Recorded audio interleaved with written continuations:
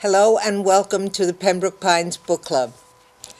Today we're going to review a book called Porch Lights by Dorothea Benton Frank. I had never heard of her. It looked like an interesting book from the flyleaf, and so we bought it. And I'm glad we did because I enjoyed it. And today with me are Gail Shayer. Hi, Gail. Hi. And Gloria McCluskey. Thank you, Gloria. Hi, Elaine. And so we all read this book, and I think we all enjoyed it. Yes, Yes. absolutely. Yes, Right? Yes. Absolutely. Absolutely. What do you think?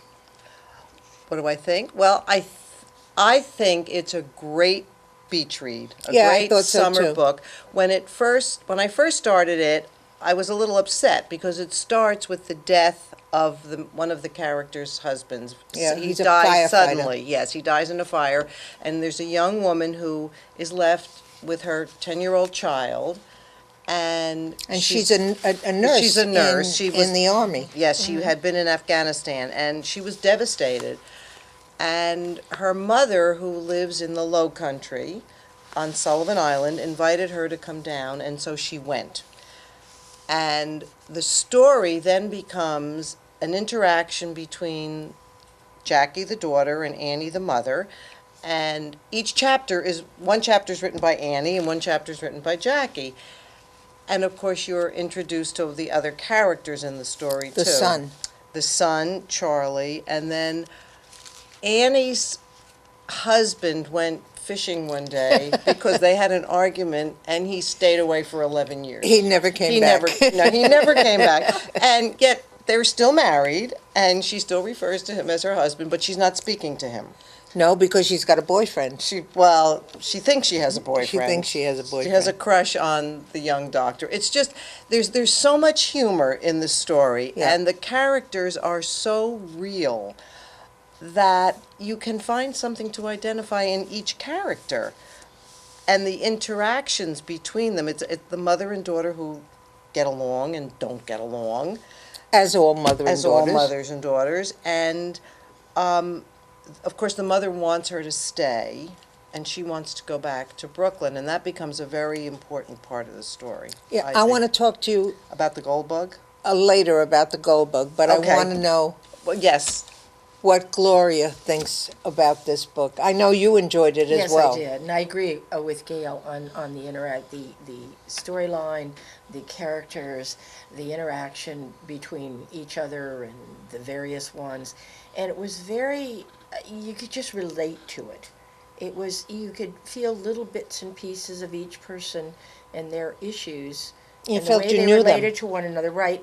And you kind of could relate to bits and pieces of those interactions and relationships with your own family, whether it be mother or if you had sisters and your child, and the poor Jackie was so torn because she knew she needed to go back.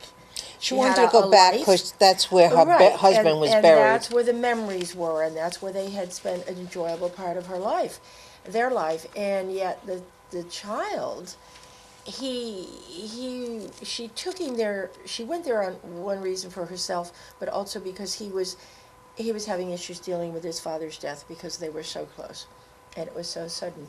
So she needed, in a way, she didn't want to admit it at first, but she needed to go home to Mom, even though the relationship wasn't so good. And then that in turn helped Charlie Very much. be able to overcome what he had been going through, and you could see him growing. And then the alleged boyfriend of her mother. But the funny part was, but the funniest part really was the mother's husband who left and didn't come back. But they still had contact. She wasn't talking to him, but he didn't he bring food to her? He did. He went fishing. Yeah. Yeah, because I then followed up with a bunch of her other books, so a lot of the stories are quite similar. But yeah, it was a very interesting, humorous relationship, and of course, without giving any of the story away, it was just a really great read.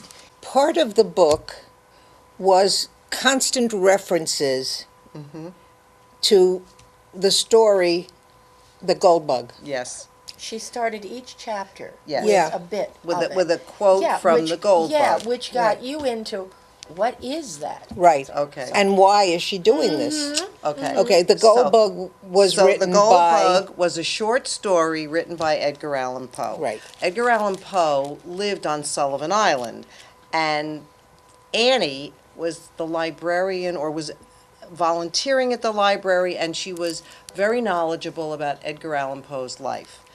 And so I wasn't sure what all those little clips were, so I went online and looked up the Gold Bug, because I had never read it. And it's a story of a man who becomes obsessed with finding a treasure after he's bitten by this scarab-like bug, which he calls the gold bug. And so he calls his best friend to come to Sullivan Island and search for treasure. Something happens and the best friend leaves. Now, there's also a servant who's involved, who several months later calls the friend and says, I think, his name is Legrand, William Legrand, I think he's going crazy, you have to come back. He comes back, and there ensues yet another search for treasure. And he is convinced that this gold bug is the link to finding the treasure. So it's according to what they said about the short story, there's cryptograms that give you clues as to where the treasure is and where they had to go to find the treasure. Well, they ultimately find it. But do you find a Well- relationship between this book Well, so this is what I'm and, trying and to the story? to find out. I guess we could draw some parallels and say Jackie was looking for The treasure, the treasure of life? of life when she came to Sullivan Island.